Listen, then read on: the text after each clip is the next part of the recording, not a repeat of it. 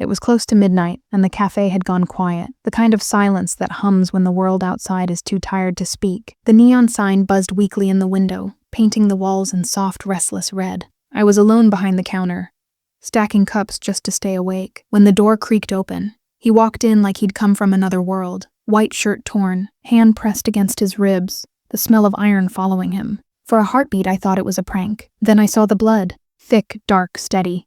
He didn't say a word, just looked at me once, and somehow that was enough to freeze the air. I didn't ask questions. I locked the door, turned the open sign backward, and grabbed the first aid kit from under the counter. He leaned against a chair, breathing hard but steady, like a man used to pain. His eyes stayed on the floor while I worked, the silence between us louder than any siren outside. When I pressed the towel to his wound, he winced but didn't move. His voice, when it finally came, was low and certain. "You shouldn't help me." Maybe he was right. But there was something about him, something that made logic feel useless. He looked like a man who'd lost too much to ask for mercy, but not enough to stop fighting. I told him to hold still. He did. I stitched the cut with shaking hands, the clock ticking loud enough to fill the room. Every second felt borrowed, like the night itself was holding its breath. When I finished, he opened his eyes, really looked at me this time, and said, "You just changed my life." I told him it wasn't a big deal, but he smiled, half pain, half gratitude. "In my world," he said, "saving someone usually means you die with them." He stood, buttoned his coat, and walked toward the door. I wanted to stop him, ask who he was, what he was running from. But something told me I'd already seen too much. He paused once, his reflection caught in the glass, and said quietly, "Forget this ever happened." Then he was gone. The room felt heavier without him. The blood still stained the counter. The air smelled like burnt coffee and secrets. I tried to convince myself it was over, that whatever world he belonged to, it had nothing to do with mine. But when I turned on the morning news, his face filled the screen. Luca Moretti, son of Vincent Moretti, the man whose name kept half the city awake at night. The anchor's voice said he'd escaped an ambush hours earlier. No one knew where he'd gone, I did, and the knowledge sat in my chest like a live wire. That night, I told myself I wouldn't get involved, that people like him belonged to stories whispered in corners, not real life. But fate doesn't take advice. It waits, it watches, and when it decides you've been too careful for too long, it knocks once more, softly, just loud enough for your heart to answer. I didn't know it yet, but the moment I tied that final knot in his bandage, my life had already started to unravel. I didn't sleep that night. Every time I closed my eyes, I saw his face again, pale, tired, too calm for someone bleeding out. The memory felt unreal, like a dream that didn't know how to end. When morning came, I half expected to find no trace of him at all, but the towel I'd used was still there, stained dark, and the faint scent of iron still clung to the air. The city woke up outside. Engines, footsteps, the sound of life carrying on as if nothing had happened. I tried to do the same. I opened the cafe, smiled at customers, made the same orders I always did, but my hands moved slower. Every time the door opened, my stomach tightened, expecting him to walk back through. By noon, the news was everywhere. The cafe television played it on loop. The Moretti crime family, the ambush, the missing heir. Luca Moretti, 29, educated in London, rumored to be cleaner than the rest of them. A businessman, they said, though everyone knew business meant something else in that family. When the reporter mentioned the warehouse district, the one just 6 blocks from my cafe, my breath caught. That's where he'd been. That's where he'd bled from. I turned off the TV. I told myself it didn't matter. He was gone, alive, and that was enough. But deep down, curiosity had already started to grow roots. It wasn't attraction, not yet. It was something more dangerous. A need to understand what kind of man walks calmly into a cafe, half dead, and refuses a hospital. That night, the cafe was quiet again. I locked up early, left the lights low, and stepped outside. The street was empty. A delivery truck passed, headlights slicing through the dark, and then nothing. I should have gone home, but instead, I found myself staring across the street, at the shadow of a car parked a little too long. For a moment, I thought I was imagining it, but then I saw it.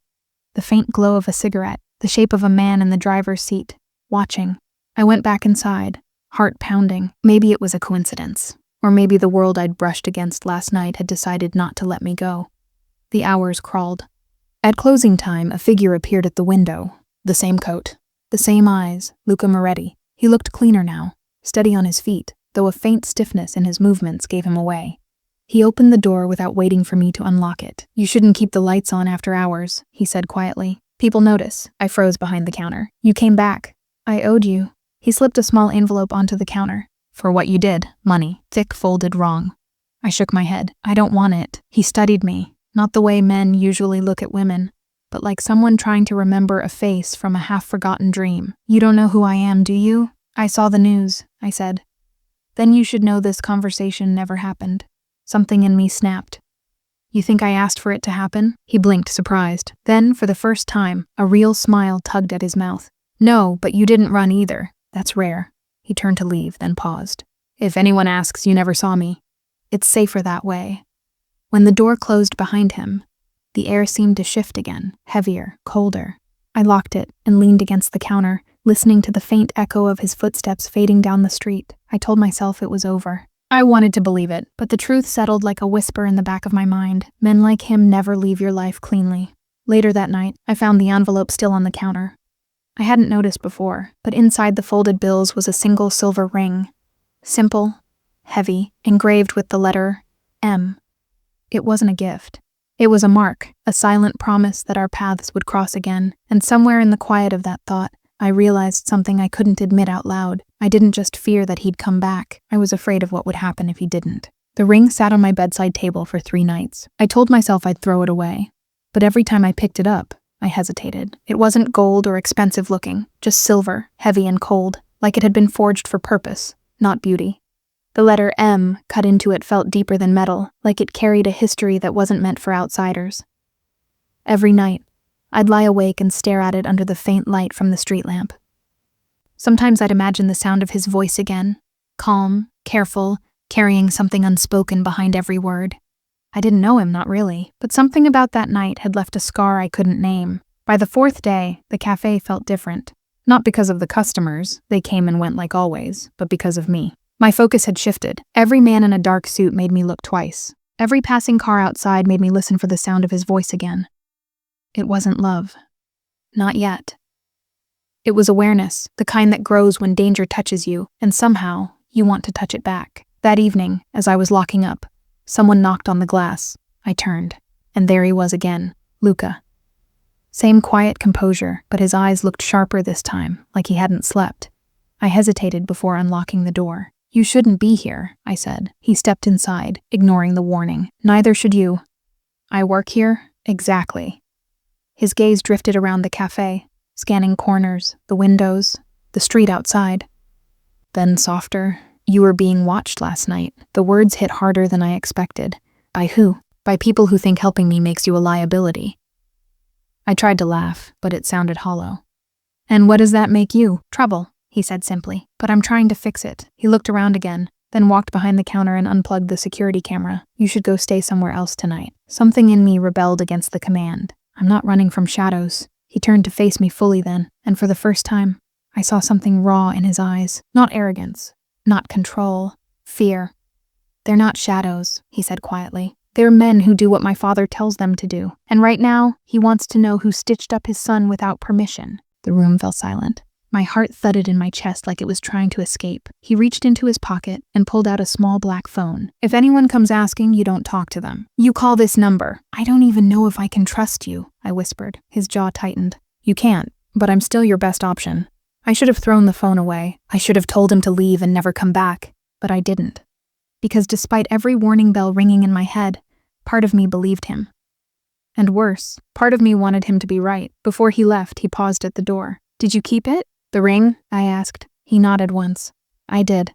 He exhaled, almost like relief. Good, that means you're already marked. Marked for what? He looked at me, a long, unreadable stare, and said softly, for protection. Then he was gone again, and the sound of the door closing felt final, like a line being drawn between two worlds I couldn't separate anymore. I stood there for a long time, holding the little black phone, trying to decide if I was safer now, or closer to ruin. That night, I didn't sleep again. I kept the phone beside the ring on the table, 2 objects that didn't belong to me, and yet, somehow, defined everything my life had become. By morning, I made a decision I didn't fully understand.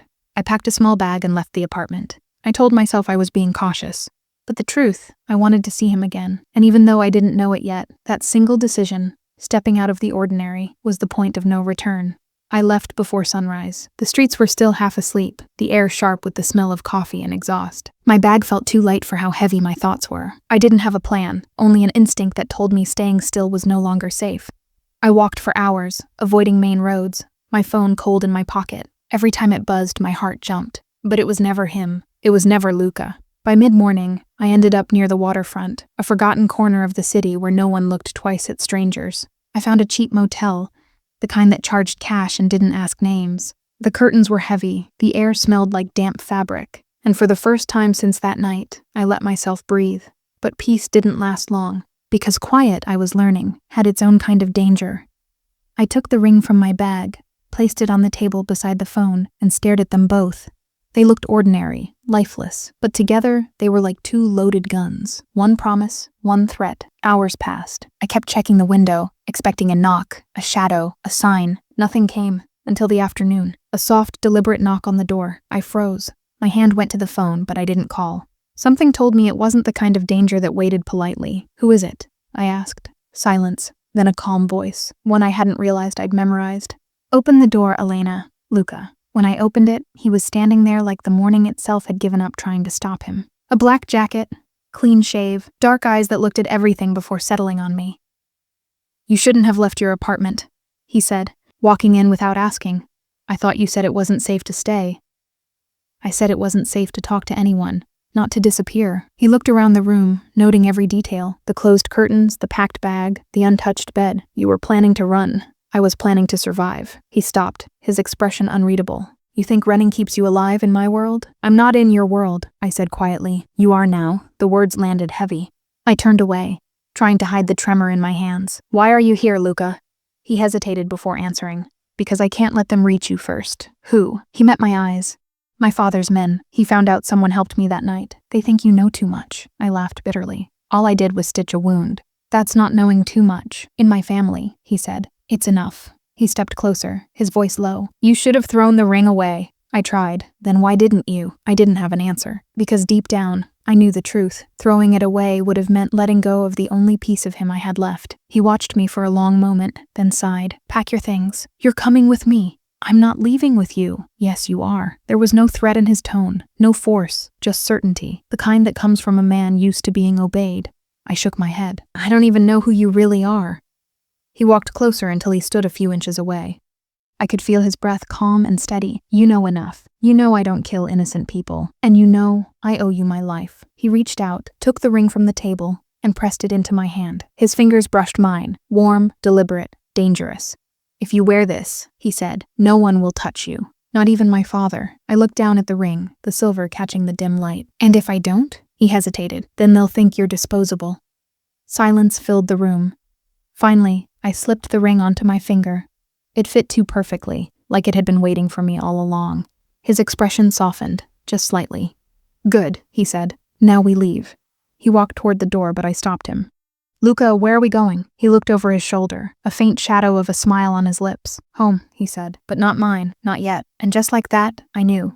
Whatever I'd stepped into, it wasn't protection. It was the beginning of something far more dangerous. Something I was already too deep to walk away from. The drive felt endless. We didn't speak much. Luca kept his eyes on the road, his jaw tight, his hand steady on the wheel. I watched the city fade behind us, its noise, its lights, its sense of safety. Every mile we drove made the silence heavier, but somehow it didn't feel empty. It felt charged, like the air before something breaks. I wanted to ask where we were going, but I didn't. Some part of me already knew he wouldn't answer. We left the main roads hours ago. The streets narrowed, giving way to long stretches of nothing, just fences, old warehouses, and silence. Finally, he turned onto a private path hidden between two stone walls. It led to a large house, isolated and still, the kind of place built for secrets, not guests. When the car stopped, he looked at me for the first time since we'd left. "Stay close," he said, "and don't talk to anyone unless I tell you." I nodded, though my heart was thudding in my throat. Inside, the house smelled faintly of cedar and smoke.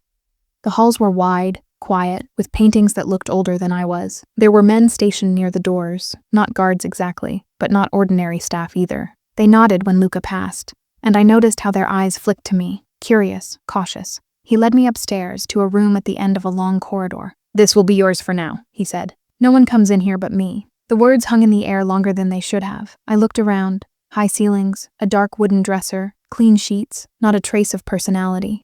It was beautiful, but it didn't feel like a place someone lived in. It felt like a room for hiding things. He stood in the doorway, watching me take it in. "You'll be safe here," he said. Safe.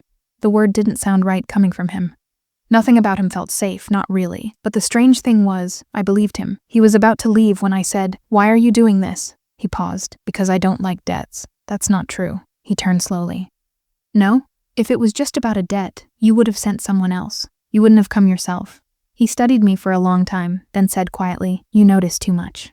"I had to," I replied. "That night, when you walked into my cafe, you didn't need saving. You needed someone who wouldn't ask questions." He stepped closer, until I could see the faint scar near his collarbone. "And now you're asking them anyway. Maybe I deserve to know who I'm risking my life for." His gaze softened then, the first real crack in his calm. "You're not risking your life for me," he said. "You're risking it because you touched something my family doesn't forgive." I didn't know what to say to that, so I just nodded. Before he left, he looked back once more.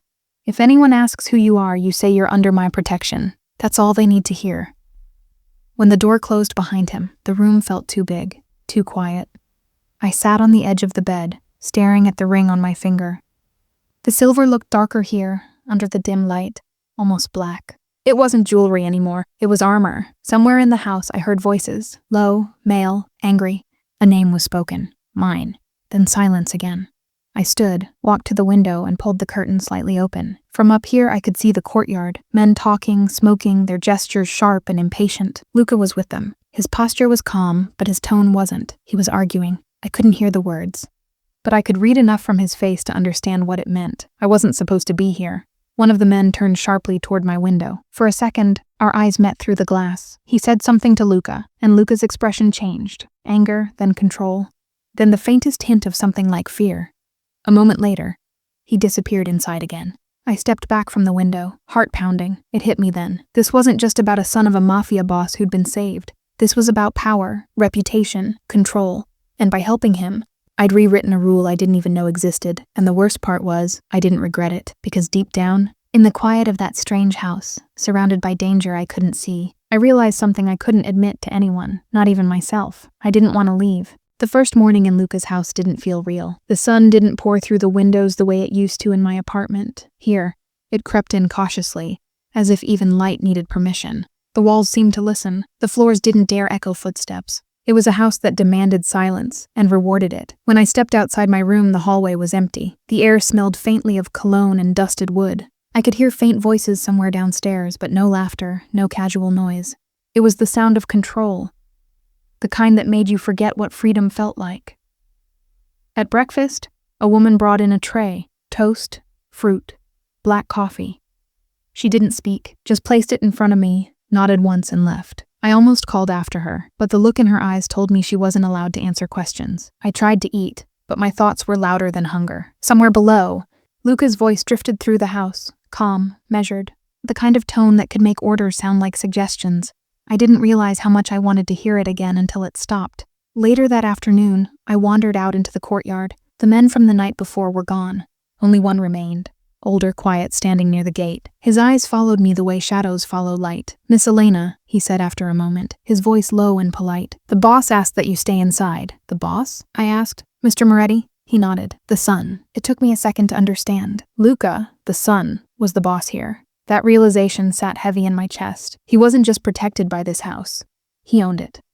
I went back inside, but the air felt different now. I wasn't in a stranger's home anymore. I was standing in the center of his power, and somehow, I was the only one here who didn't belong. When evening came, there was a soft knock at my door. Luca, he looked less guarded this time. No suit, no pretense. Just a black shirt, sleeves rolled up, a faint weariness in his eyes. "Are they treating you well?" he asked. "They're afraid to speak to me." "That's good," he said simply. "It keeps you safe." "I don't want safety that feels like a cage." His lips twitched, a hint of a smile. "You don't understand how valuable silence is in a place like this." I understand too much silence starts to sound like loneliness. That made him pause. He looked away, just for a second, as if the word loneliness had caught him off guard. Then he said quietly, "You're the first person who's ever said that to me in this house." We didn't speak for a moment. The silence between us wasn't cold anymore. It was something else, something that hummed beneath the surface, a current neither of us could name. He sat across from me, his presence filling the room in a way that didn't feel threatening, only certain. "You should know," he said. My father doesn't forgive outsiders. He'll send someone eventually. Maybe not for you, maybe for me. But it'll come. I met his gaze. Then why are you keeping me here? He hesitated. A long, quiet hesitation that told me the truth mattered more than the answer. Because I don't want you to disappear, he said finally. There was no charm in his tone, no performance. Just honesty, rough and dangerous. For the first time I saw the man behind the name. The one who carried violence and vulnerability in equal measure. The one who looked like he'd never been forgiven for being human. He stood after a while, slipping his hands into his pockets. I have to meet someone tonight, he said. Stay in your room. If you hear anything, you don't open the door. He started to leave, then stopped. Elena, yes? Lock the window too. He walked out before I could ask why. When the door closed, the silence returned, heavier this time, the kind that holds a warning. I checked the lock, pulled the curtain shut, and sat on the edge of the bed, my heart restless in my chest. I tried to distract myself, but my thoughts kept circling back to the same truth, that this man, this stranger whose world could end me, was the only person who'd ever looked at me like I wasn't invisible. And the worst part was, I didn't want to forget that feeling. That night, the house didn't sleep. I could hear it in the way the floorboards creaked under quiet footsteps, in the distant hum of low voices beyond my door. The walls carried whispers, none of which belonged to peace. Luca hadn't come back yet. The clock beside my bed showed 2:18 a.m., and I was still wide awake, listening to every sound, every silence between them. The air felt different, sharp, watchful, expectant. I kept remembering his last words before he left. Lock the window. It was strange advice in a house surrounded by guards, but I'd learned by now that Luca didn't warn for no reason. Sometime after 3, I heard it. A car engine, faint, slowing near the gates. Then the crunch of tires on gravel. Voices followed. Not the usual ones. These were deeper, faster, full of intent. I got up and went to the window, careful not to pull the curtains too far. 3 cars, black, unmarked. They stopped just outside the courtyard lights.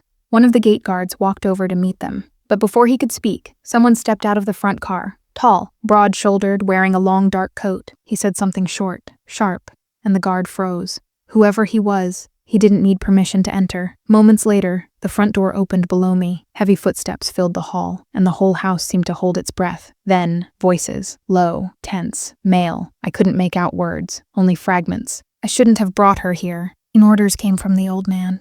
He's gone too far. I backed away from the door, my pulse loud in my ears. Someone knew I was here, and they weren't happy about it. A knock came, sudden, sharp, right on my door. I froze. Another knock. This one softer but insistent. Elena, Luca's voice. I unlocked the door, and before I could say anything, he stepped in, shut it behind him, and turned the key. His expression was tight, not fear but control stretched thin. They're here, he said quietly. Who? My father's men.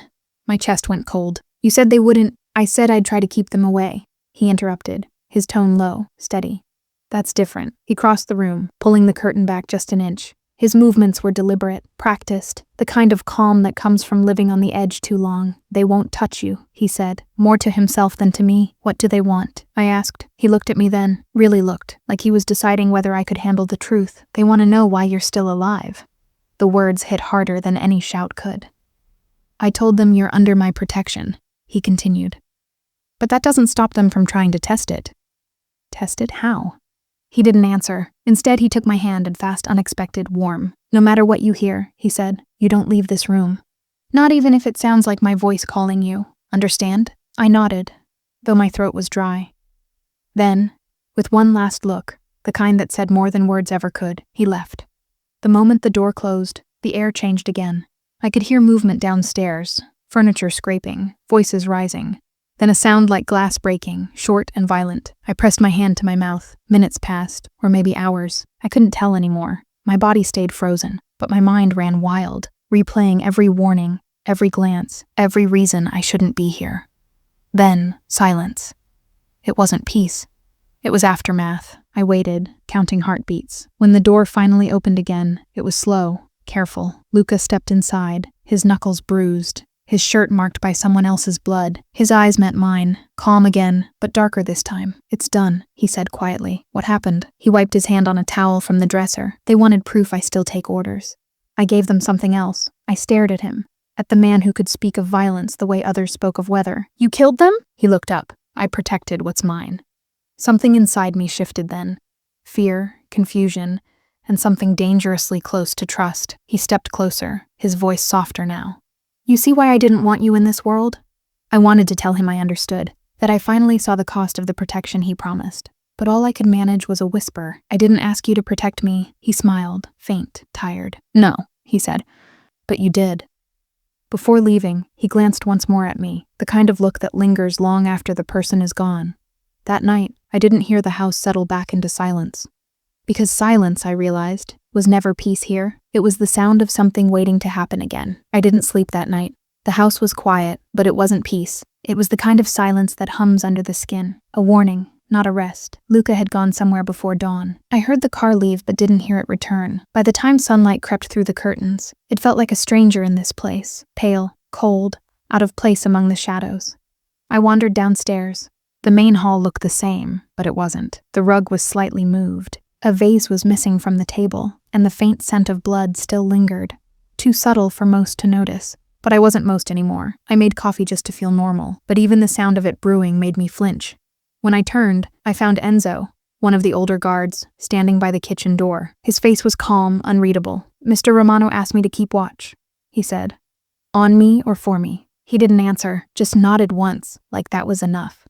I sat at the counter, trying to drink the coffee. It tasted bitter, maybe it was just me. Time passed slowly. The kind of slow that makes you think too much. I started wondering what it meant to be protected by a man who could kill without blinking. Whether safety bought through fear was really safety at all. By noon, Luca returned. His shirt was clean, but his eyes weren't. There was something in them, a quiet storm that didn't reach his words. Come with me, he said. I followed him through the house, past the library, down a hall I hadn't seen before. The doors were heavy oak, and when he opened one, it revealed a study, elegant but sharp, full of power and memory. This was my father's, he said. Now it's mine. He walked behind the desk, touched the edge of a framed photograph, and faced me. I know what you're thinking, that you shouldn't be here. He was right, but I didn't say it. You saved my son, he continued. That makes you part of something, whether you wanted it or not. I looked around the room, the smell of leather, faint cigar smoke, and something colder beneath. And what am I part of now? He leaned back slightly, studying me. My world. There was no arrogance in his voice, just truth. And that made it worse. I don't want your world, I said quietly. He nodded once. No one ever does, until they realize leaving isn't an option. For a moment, neither of us spoke. Then he came around the desk, close enough that I could feel the warmth of his presence. Do you fear me, Elena? He asked. The question caught me off guard. Not because I didn't have an answer, but because I had too many. I don't know, I said finally. He smiled faintly.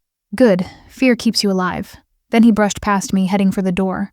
But before leaving, he stopped, not turning around, just speaking low enough for me to barely hear. Next time someone comes asking about you, he said, don't open the door, not even if it's my voice. Then he left. The rest of the day moved like smoke, slow, shapeless, hard to hold on to. I walked through the halls trying to remember what life felt like before all this, before his world became the edge of mine. By evening, the air felt heavier again. I sat on the balcony outside my room, watching the sun burn low over the trees. For a few minutes, it almost looked peaceful. Then I heard footsteps. When I turned, Luca stood at the doorway. His jacket was off, sleeves rolled up, a glass of something dark in his hand. You shouldn't be out here, he said softly. Why? It's quiet. That's why. He came closer, leaned against the railing beside me. You're not used to quiet anymore, are you? I shook my head.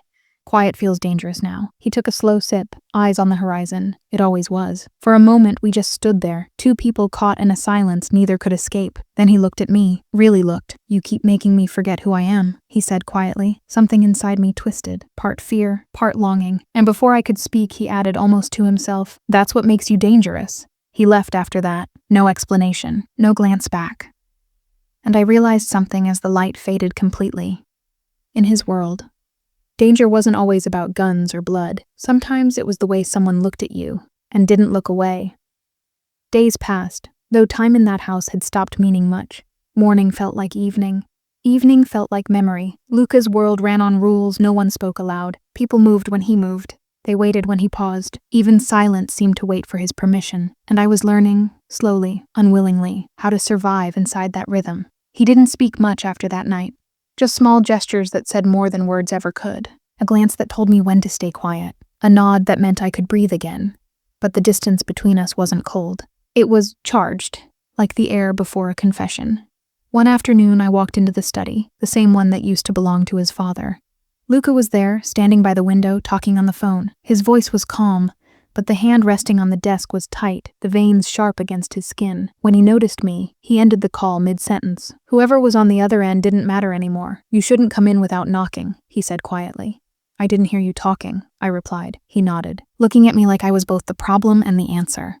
You rarely do. There was a pause, the kind that lingers too long. Then he stepped closer. You've been avoiding me, he said. I've been giving you space. Same thing, he murmured. I wanted to tell him it wasn't, that avoiding him was survival, and giving him space was respect. But I didn't. Words like that didn't belong in his world. They only drew attention. Instead, I asked, what happens now? He didn't answer right away. He poured himself a drink, stared at it for a moment, and said, Protection has a price, Elena. What kind of price? The kind you don't pay with money. He took a sip, watching me over the rim of the glass.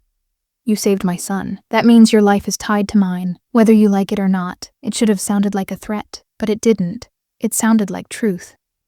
He set the glass down, stepped closer. Close enough for me to feel his presence without him needing to touch me. People will try to use you to get to me, he said softly, and if they can't, they'll try to destroy you just to see what it does to me. His eyes didn't move away from mine. So when I say don't leave this house, it isn't a command, it's mercy. I wanted to look away, but couldn't. There was something in his voice. Not anger, not power, regret, maybe even guilt. I didn't ask for your mercy, I whispered. He smiled faintly. No, but you earned it. Then he turned, walking back toward the desk. His movements were controlled, deliberate, the way people move when they've spent their lives hiding chaos behind calm. Before he sat down, he spoke again, quieter this time. Do you trust me? The question hung there between us. I don't know, I said. You make it hard to tell the difference between trust and fear. He nodded like he understood. That's because in my world they're the same thing. For a long time we didn't speak again. I just stood there, hearing the faint tick of the clock, the sound of our own silence. Then I left. But later that night, I found something outside my door, a small envelope, unmarked. Inside was a single note in his handwriting. If anything happens to me, go to the pier at midnight. Wait for Enzo. No signature, no reason. Just a precaution, one that carried more meaning than any promise could. I didn't sleep after that, because even though he was still in the same house, I realized how fragile the idea of safety really was. It wasn't walls or guards or locked doors. It was him, and that was the most dangerous kind of safety there is. The kind that depends on the one man you should never have trusted at all. I kept the note hidden under my pillow, like a secret that could burn through the fabric if I stared at it too long. Each word felt heavier than paper. Each minute that passed made it harder to pretend I didn't want to know what it meant. By the next evening, I'd memorized it. If anything happens to me, go to the pier at midnight. Wait for Enzo. It sounded simple, too simple. But in Luca's world, simplicity was a disguise for danger. He didn't mention it again. Didn't even look like he remembered writing it. All day he was calm, almost peaceful. He played chess with his son in the library, ate dinner quietly, smiled once or twice. It was the kind of calm that comes before something breaks, and I could feel it, the shift in the air, the quiet hum beneath the surface. That strange awareness that something was coming, and that he already knew. After dinner, I went back to my room. The guards were quieter tonight. The halls felt stretched, too empty. Even the clocks seemed to tick softer. At 11:30, I took the note again and stared at it. If I stayed, I'd never know. If I went, I might never come back. But curiosity is its own kind of hunger. It whispers louder than fear when you try to silence it. So I left, barefoot, silent, moving through corridors like a shadow that didn't belong. No one stopped me, no one saw me. Either the guards were told to look away, or someone wanted me to go. Outside, the night wasn't cold, just still. The kind of stillness that holds its breath. The pier wasn't far. Down a narrow path, behind the gardens that bordered the estate. When I reached it, I saw Enzo already there, standing at the edge, hands in his coat pockets, like he'd been waiting all his life. He didn't look surprised. You shouldn't have come, he said softly.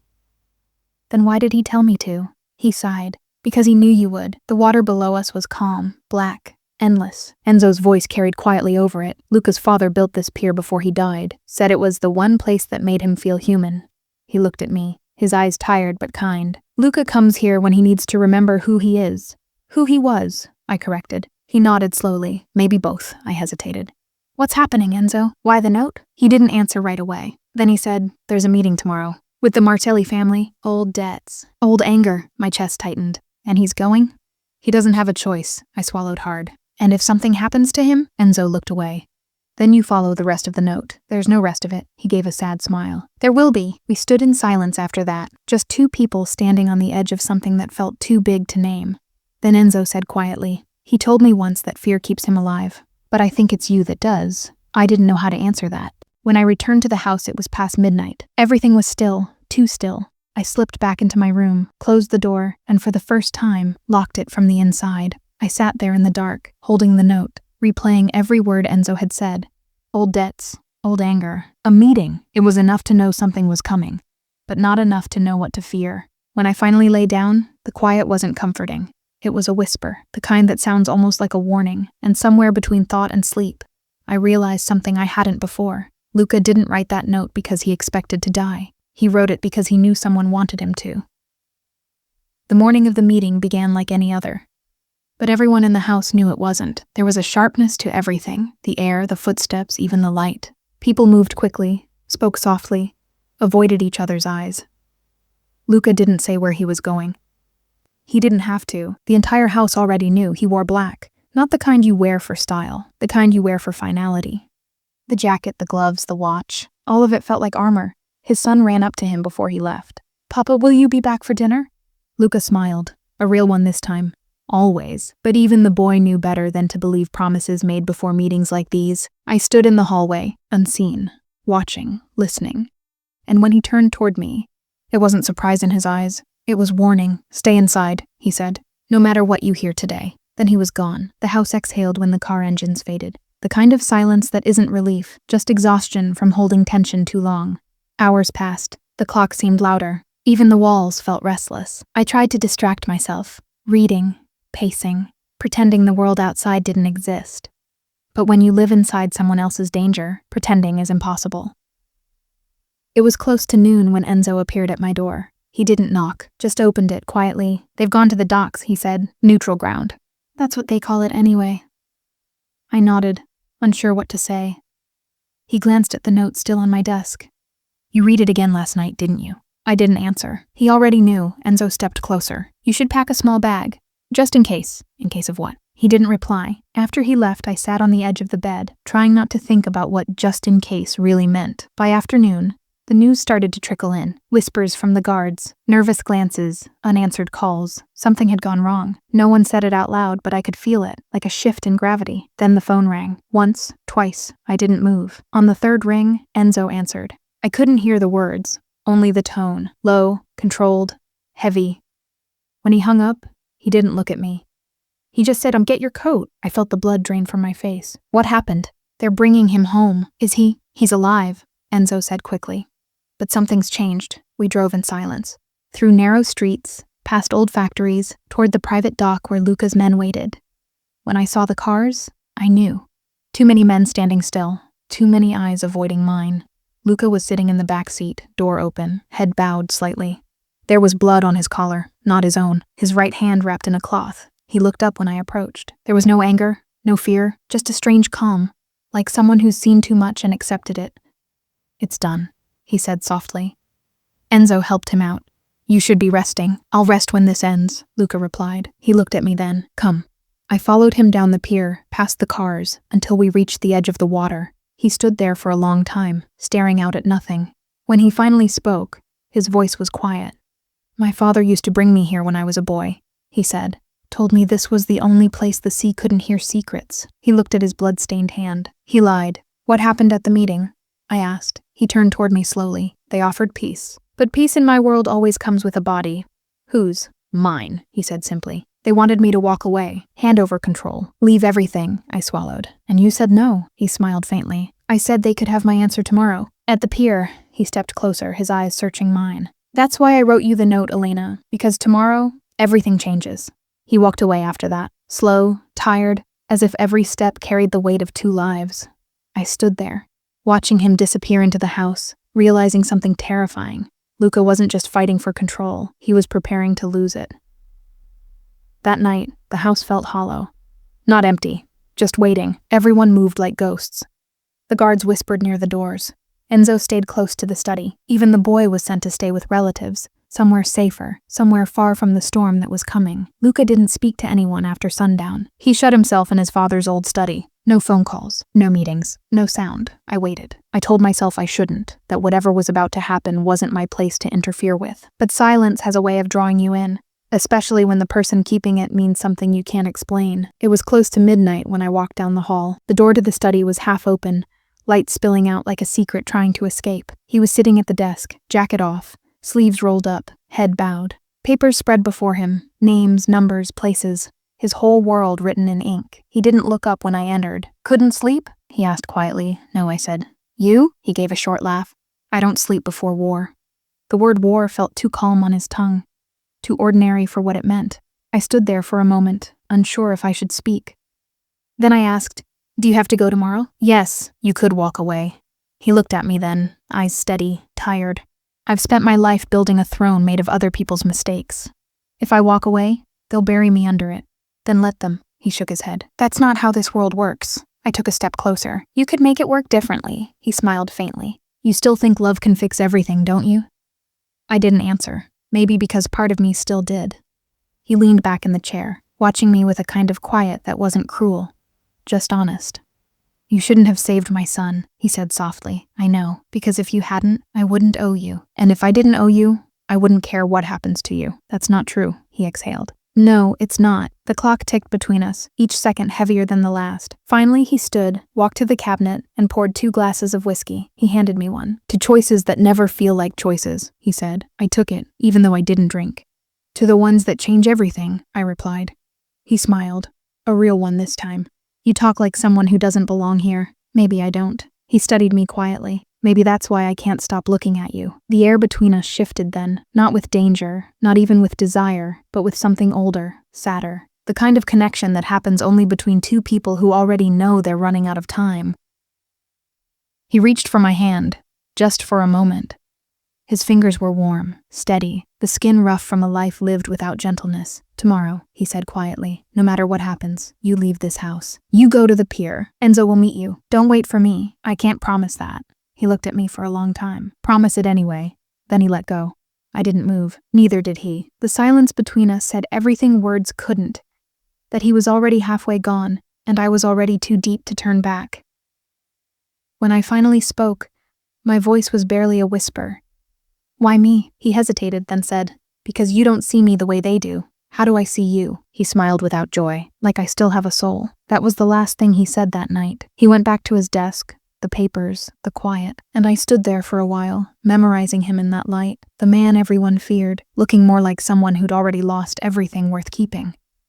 When I finally left the room, I didn't close the door all the way, because part of me knew that when morning came, there might not be a door to close at all. Morning came without a sunrise. The sky was dull, colorless, like it didn't want to witness what was about to happen. I left before the house woke. No one stopped me. Maybe they already knew I was following orders I didn't want to follow. Luca's words from the night before echoed in my head. Go to the pier. Don't wait for me, but I did wait, because love doesn't understand logic. It understands presence and loss. The pier stretched out into the gray water, wooden planks creaking beneath my shoes. Seagulls circled above, distant, detached, as if the whole world had decided to stay away. Enzo was there before me, standing near the edge, coat buttoned, phone in hand. He didn't look up until I was close enough to hear the waves slap against the pillars below. You shouldn't have come so early, he said quietly. I didn't sleep. He nodded once. Neither did he. There was something heavy in his voice, something that felt like goodbye. Where is he? I asked. Enzo hesitated. He's handling business. That's not an answer. He looked away. No, it's not. Minutes passed. The water kept moving, like time itself refused to pause for grief. Then in the distance, the sound of engines. Cars. More than one. Enzo's phone buzzed. He looked at the screen, then at me. Stay behind me, he said. I didn't argue. 2 black sedans rolled up the dirt road toward the pier. Doors opened. Men stepped out. Too many. Too armed. And then, Luca. Calm. Composed. Dressed in black. As if he already knew this was a funeral. But what froze my breath wasn't him. It was the man beside him. The one I hadn't seen before. Older. Colder. A face that looked like Luca's, but without the humanity. His uncle, Marco Romano, the one everyone said had disappeared years ago. The real snake of the family. They walked together until they reached the middle of the pier. Luca's eyes found mine for half a second, just long enough to say what his lips didn't. "Why didn't you stay away?" Marco spoke first. His voice was calm, smooth, dripping with false affection. "You were supposed to be loyal, nephew. You were supposed to remember where you came from." Luca didn't flinch. "I remembered. I just stopped kneeling." Marco smiled, small and sharp. "You've made quite a mess, haven't you? Killing suppliers, protecting traitors, hiding a woman who doesn't belong here." His gaze flicked to me, and for the first time I understood what fear really felt like. Not for myself, but for him. Luca stepped forward. "She's not part of this." Marco's laugh was short. "Everyone you touch becomes part of this." The men around them shifted, guns half raised, waiting for a signal. I wanted to scream, to tell them all to stop, but my voice wouldn't come. The air felt heavy, like grief had weight. Then Marco said, "You think you're ready to be king? Then let's see if you're ready to lose your crown." The sound of the gunshot came before I could process who fired first. Luca stumbled, not from the bullet, but from betrayal. Enzo. He was holding the gun. His hand trembled, his eyes wide with something that looked like regret, but came too late. Luca turned, blood blooming through his side, disbelief painted across his face. "Why?" he whispered. Enzo swallowed hard. "They have my brother," he said. "I had no choice." Luca's knees buckled, but he didn't fall. Not yet. Marco stepped forward, eyes cold. "That's the thing about loyalty, nephew. It always costs someone their life." He raised his own gun, but before he could fire, Luca moved first. A single shot. Marco fell, then another, and another. The pier became a storm of sound. Metal, echoes, shouting, but I only saw him. Luca, swaying, blood on his hands, eyes locked on me through the chaos. He tried to speak. I ran to him. By the time I reached him, his strength was fading fast. He looked at me, not like a man dying, but like one who'd finally found peace. "I told you not to wait," he said. I shook my head, tears burning my throat. "I wasn't waiting. I was coming home," he smiled weakly. "Then I'm already there." His hand found mine one last time, warm, then still. The waves below swallowed the gunfire's echo, as if the ocean itself wanted to bury the secret. That was the moment I stopped believing that love could save anyone, because sometimes it just teaches you how to say goodbye. I don't remember leaving the pier. I only remember the silence, and the smell of the sea, thick, metallic, like blood that refused to wash away. They say when someone you love dies, your mind forgets the order of things. I think mine just forgot how to breathe. The next time I opened my eyes, I was in a safe house outside the city. Enzo was there. His arm was in a sling, his face bruised, his eyes hollow. He didn't speak. Neither did I. We didn't need to. The air between us said everything words would have ruined. Luca was gone. The Romano Empire was collapsing. And I was still here, alive for reasons I didn't understand. Days passed in fragments, whispers of men killing men, alliances breaking. Streets painted red. Everyone wanted to be king now that the throne was empty. But in the quiet corners of my grief, something strange happened. I began hearing him. Not his voice, not exactly, just pieces, echoes of things he used to say. "You see too much for someone who pretends not to. You still think I have a soul." Sometimes I'd answer out loud, just so I wouldn't feel alone. Enzo started bringing me newspapers, trying to keep me connected to the world I no longer wanted. Each headline was another wound. Romano family splits after boss's death. Rival syndicates move in. Police recover bodies near the bay. But one day, a smaller article caught my eye. Hidden between the chaos, a single line. Unidentified woman seen leaving pier before explosion. That was me, and that's when I understood. I wasn't just a witness, I was a survivor. And in this world, survivors are just loose ends waiting to be tied. That night, I packed a small bag, cash, a passport, one photograph, the only one I had of Luca, taken on a night he didn't know I was watching. He wasn't smiling. He never did. But there was something in his eyes. Something that made me believe, just for a second, that maybe he had wanted more than blood and power. Enzo found me at the door. "You're running," he said. "I'm leaving," I corrected. He shook his head. "There's no difference anymore." He handed me an envelope. Inside, keys, and a note in Luca's handwriting. It said only 2 words. "For Elena, No explanation, no address, just an initial at the bottom, L. My throat closed. Where did you get this? He gave it to me a week before the pier, Enzo said quietly. Told me to make sure you got it if anything ever happened. What's it for? A house, somewhere quiet. He said it used to belong to his mother. I looked down at the key, heavy, old, cold against my skin. Why would he? Because, Enzo interrupted, he knew this would happen. He didn't mean the betrayal, he meant the ending. Before I left, I asked him one last question. Do you regret it? Enzo didn't answer right away. Then he said, every second since. He turned away before I could reply. Maybe because he couldn't stand the weight of forgiveness he didn't deserve. The road out of New York felt longer than it should have. Every mile was a memory. The diner where we first spoke, the old church where he met his informants, the park his son once played in.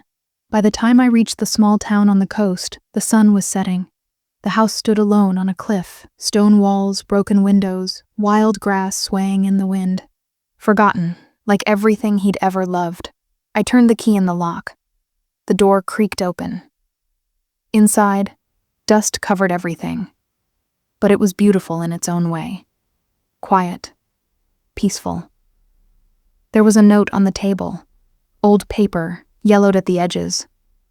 The same handwriting. If you're reading this, it means I'm gone. Don't waste your life running from ghosts. Mine won't chase you forever. Live, that's all I ever wanted for you. I sank to the floor. The note trembled in my hands, because I realized something then. He had known I'd survive. He had planned for it. He had loved me enough to make sure I lived, even if it meant he wouldn't. That was Luca's final act of love.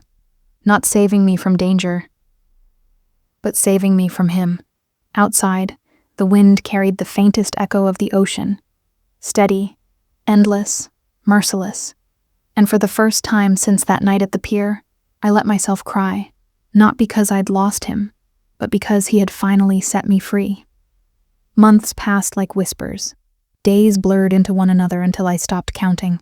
The house on the cliff became both a sanctuary and a cage. Every sound, the wind, the creak of wood, the hum of the sea, became a language I slowly learned to live with.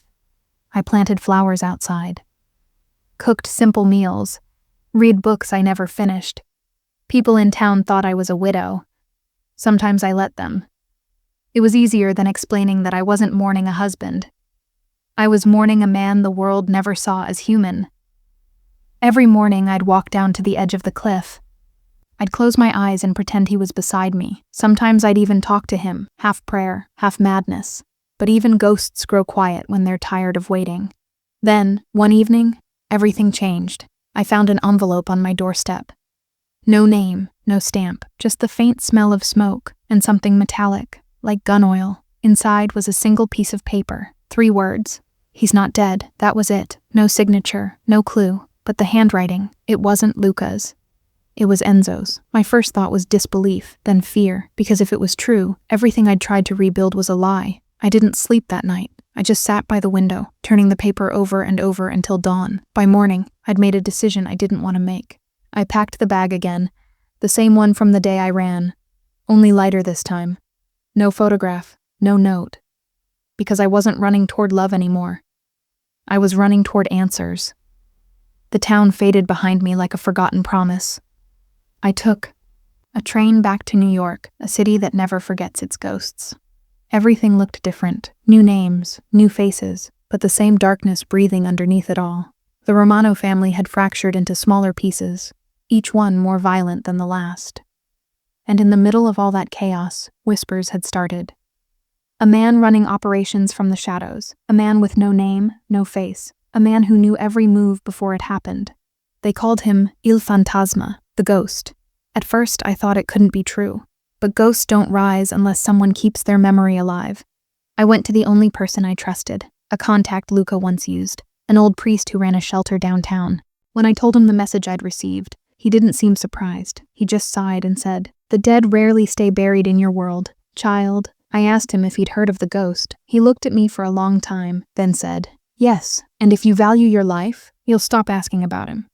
But I couldn't. That night, I returned to the motel I'd rented. There was another envelope waiting at the front desk. This one had my name on it, Elena Cruz. Inside, no words, just a single photograph. It was blurry, taken from far away, but I knew that face. Luca older, colder, alive. He was standing near a car talking to someone. His left hand was scarred. The same scar he got the night he saved his son. My breath caught.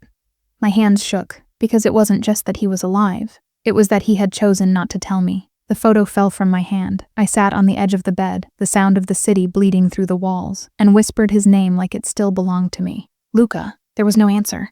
Just the hum of traffic, the heartbeat of a world that refused to let go of its dead. And in that moment, I realized something terrible. Maybe love doesn't die either. Maybe it just waits, hidden, watching, like a ghost. The photograph burned a hole through my sleep. Every time I closed my eyes, I saw him standing there, alive, untouchable, unreachable. Luca Romano, the man who'd taught me that love could be both a wound and a weapon. I told myself not to believe it. People fake photos. Ghosts wear familiar faces, but denial never silences the heart. It only delays the ache, mourning. I had a map spread across the bed in 3 circles drawn in red ink. The docks, the old Romano Club, and a warehouse in Brooklyn rumored to be the Ghost's base. I started with the club. It had changed names, new owners, but the walls remembered. You could feel it in the way people lowered their voices when I asked about the past. A bartender, older, scar down his cheek, finally said, "You're looking for him, aren't you?" I didn't answer. He nodded anyway. "He comes here sometimes, doesn't talk. Sits in the corner like he's waiting for someone who never shows." My heart stuttered. When? 2 nights ago.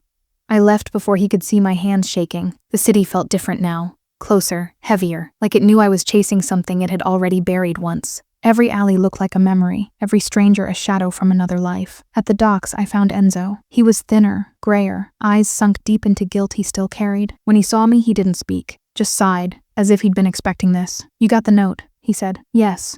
I told him not to reach out, so he is alive. He looked away. "Alive, yes. Living? I don't know.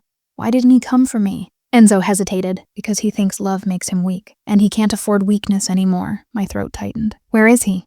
"Somewhere between redemption and revenge," he said softly. "He's rebuilding what's left, but different this time, smaller, quieter, and if you find him, you won't recognize the man standing there. I'll take that risk." Enzo exhaled, the sound tired. "You always were his weakness." He handed me a folded paper, coordinates, a single date written beneath, "Tomorrow. Be there at dusk," he said. "But remember, if he wanted to stay hidden, he had his reasons." The next evening, the air was cold enough to taste. The address led me to an abandoned chapel on the edge of the river. Windows shattered, pews half-rotted, candles melted into ghosts of wax. I stepped inside. And there he was. Not the Luca I remembered. The one who smiled like sin and sorrow had made a pact inside him. But a quieter version. Hair shorter, eyes harder, alive. For a moment, neither of us moved. Time folded back on itself. "You shouldn't be here," he said finally. His voice was lower, rougher, as if it hadn't spoken anything gentle in a long time. "You died," I whispered. "I had to." "Why?" "Because everyone I loved got killed for standing next to me." The words cut clean through the silence. "I waited," I said. "I know." His eyes flicked away. "That's why I stayed gone." He turned as if to leave, but I stepped forward. "You think disappearing makes it easier? You think ghosts can love from a distance?" He stopped. "No, but it keeps them from killing what's left of you." I shook my head. "You don't get to decide what I survive." The room swallowed the echo. He looked at me then, really looked, and something broke behind his calm, a flicker of the man I'd lost. "I built this place," he said quietly, "for confession without forgiveness. People come to trade sins for silence. I come to remember mine, and me?" I asked. He hesitated. "You're the sin I never learned to regret." My breath caught. Between us, the distance felt alive, like a living thing made of everything unsaid. He reached out, stopped halfway, then dropped his hand. "You shouldn't have found me." "I wasn't looking for the boss," I said.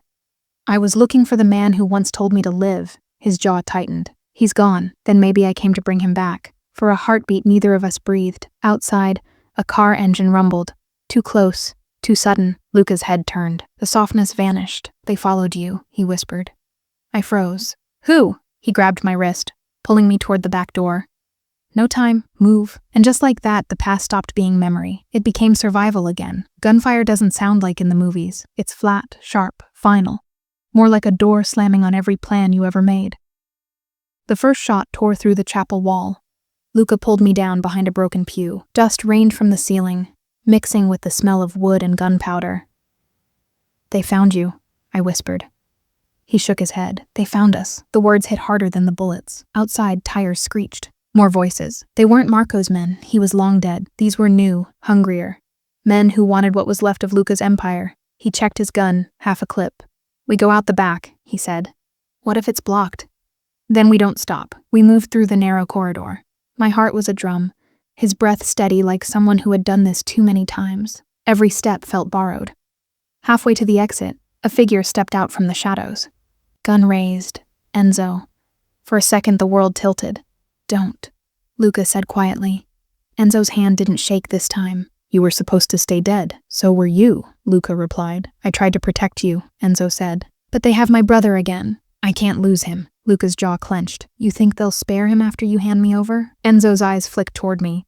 You shouldn't have brought her back. She found me, Luca said. Like she always would. I stepped forward.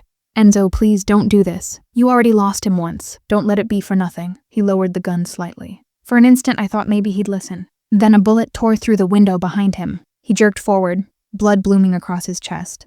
Luca dragged me down again as more shots followed. When the noise faded, Enzo was on the floor.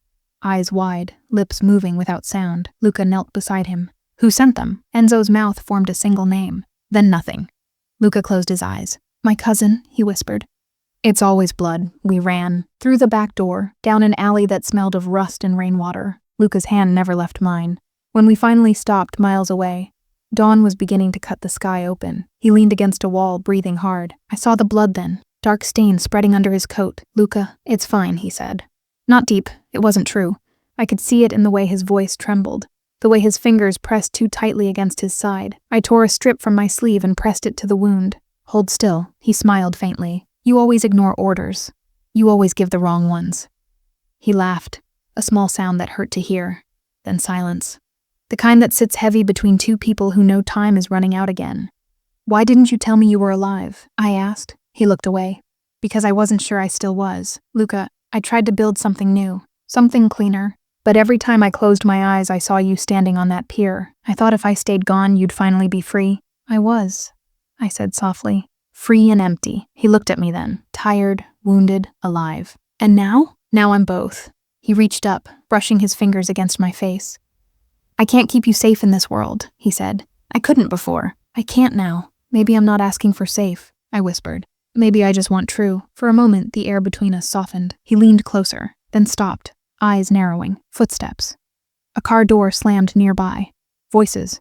They won't stop, he said quietly. Not until one of us is gone. Then we finish it, I said. He smiled, tired but certain. You sound like me. Maybe you finally taught me something. He pressed a folded paper into my hand. If I don't make it, you go there. It's everything left that matters. What is it? The truth, he said, about who betrayed us first. Before I could ask, he pulled me behind him, gun raised again. The fight wasn't over. It was only beginning. And this time, love wasn't the reason to run. It was the reason to stay. We didn't stop running until the sky turned the color of rust. Every street looked the same. Every face looked dangerous. And somewhere behind us, the past was catching up. We found a safe house, one of Luca's old hideouts. No lights, no neighbors, no history except the kind you whisper about. Inside, everything smelled of dust and old promises. He locked the door and sat down heavily, pressing a hand to his side. I wanted to tell him to lie down, to let me help, but he shook his head. Open it, he said. The folded paper, the one he'd given me in the alley. I hesitated. You said it was the truth. It is. I unfolded it slowly. There were names written in Luca's handwriting, lines connecting them, dates, places. At the center of the web, Marco Romano, and below him, another name I didn't expect. Enzo. My breath caught. He betrayed you twice? Luca nodded. The first time, years ago, before you. He gave up locations, money routes to the police. Marco saved him, used it to control him ever since. And you kept him alive? He sighed. I thought guilt was punishment enough. I was wrong. I stared at the page. My hands were shaking, but not from fear, from grief. Because even betrayal starts to look like mercy when you've lost enough. There's one more name, I said quietly. Luca didn't answer. I looked down. The last name on the list wasn't a man's. It was a woman's. Cruz. My name. For a moment, I couldn't move. You think He lifted his eyes. I didn't write that one. Then who did? He hesitated. Marco, before he died. Said you were planted. That you were his insurance, my voice broke. And you believed him? I wanted not to. That was worse than if he'd said yes. I turned away. You think I saved your son because of Marco? Because of power? I think, he said quietly, that everyone in my life has had a reason, and I can't tell if yours was love or guilt. I faced him. Does it matter? Yes. Silence, the kind that doesn't feel empty, just final. He stood slowly, walked closer. The light through the cracked window carved his face in half man, half memory.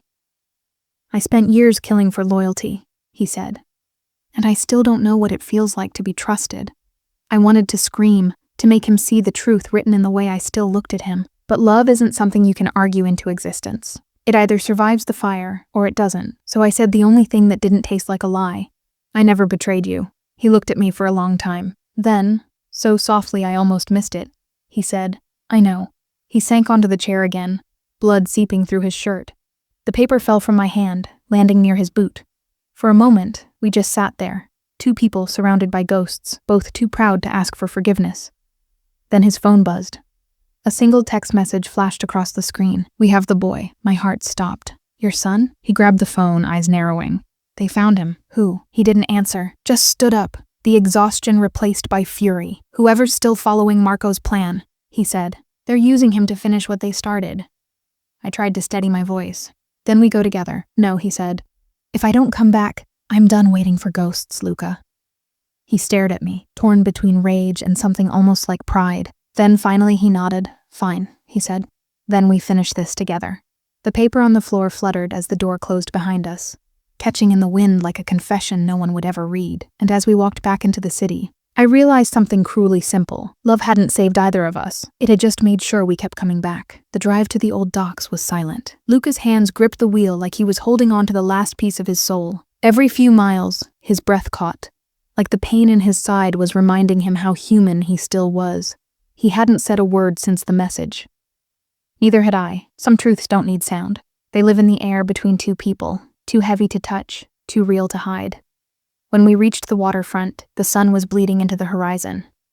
The place was abandoned except for one flickering light over a warehouse door. Here, he said. His voice didn't shake, but something in it was already breaking. Inside, the air smelled of salt and metal. We followed the sound, small, muffled. A boy's cry. Matteo, Luca whispered. He moved faster, ignoring the pain, until we saw him, Luca's son, tied to a chair in the center of the room. No guards, no shouts, just one figure standing in the shadows, waiting. When she stepped forward, my heart froze. Adriana Romano, Marco's sister. I'd only seen her once, years ago at a funeral. Cold, elegant, dangerous. She had the same eyes as Marco, except hers smiled when she lied. Well, she said softly. You made it. Luca raised his gun. Let him go. She tilted her head, always straight to orders. You haven't changed. I said, let him go. She smiled, slow and cruel. You killed my brother, Luca. You took everything from me. Did you really think I wouldn't take something back? I stepped closer. This isn't between the boy and you. It's between you and him. Adriana looked at me with interest. Ah, the savior. The maid with a martyr's eyes. I wondered when you'd reappear. Her gaze sharpened. Do you know what Marco used to say about you? That you were his greatest trick, that you'd destroy Luca from the inside. Luca's jaw tightened, but he didn't look at me. I said quietly, I don't care what Marco said. I know what I did. Adriana smirked. So do I. You loved him. That was your mistake.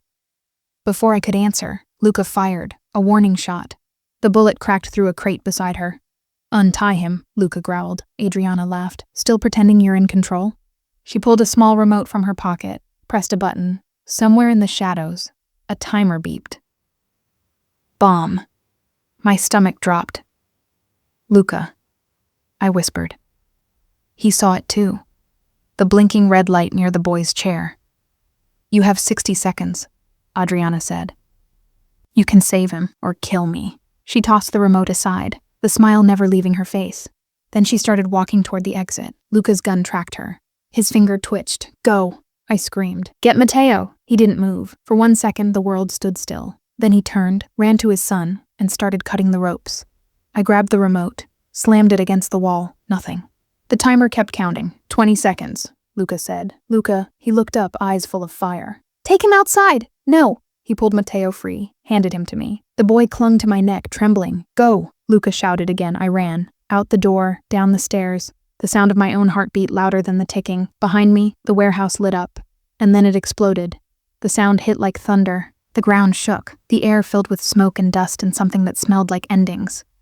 I dropped to my knees, clutching Matteo. No. Flames climbed the night sky. For a long time, all I could hear was the boy crying. And then, through the smoke, a figure stumbled out, Luca, alive, barely.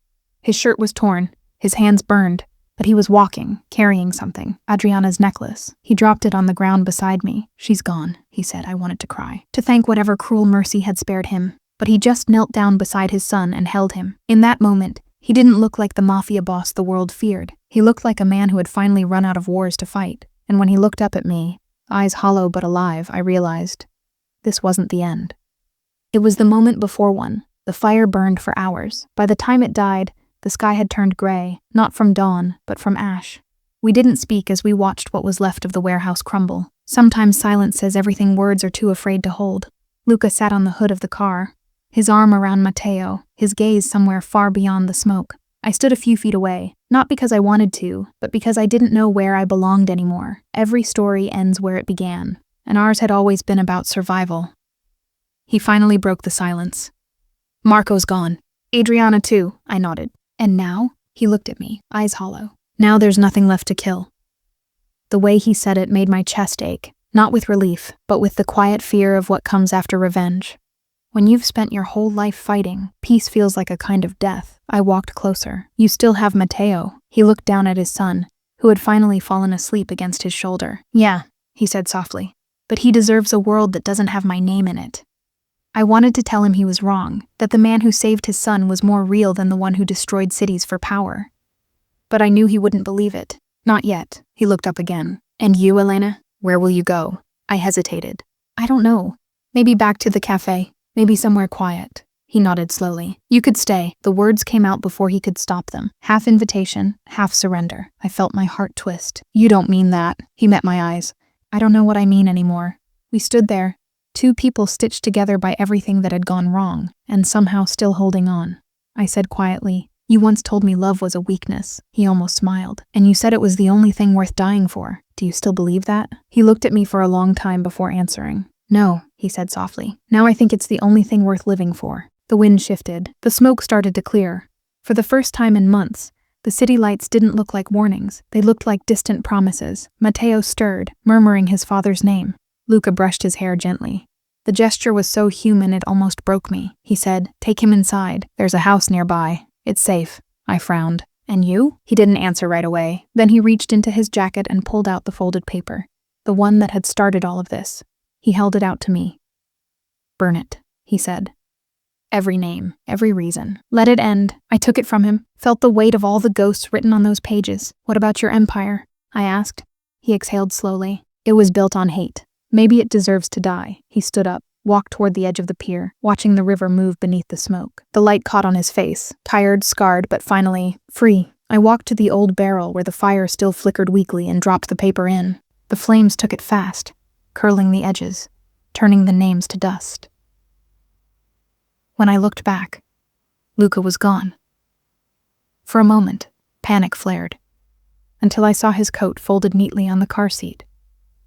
He'd left quietly, like he'd always lived, disappearing before the world could take anything more from him. I pressed my hand to the burning paper, whispered, "Goodbye, Luca." The wind picked up, carrying the ashes out over the water. Matteo's small voice broke the silence. "Is he coming back?" I knelt beside him, pulled him close. "He's where he needs to be," I said softly, "and so are we."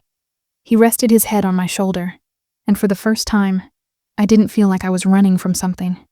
Just standing still, alive. As the last flame died, I realized something Luca never could. Love doesn't save you, it changes you. And sometimes that's the same thing.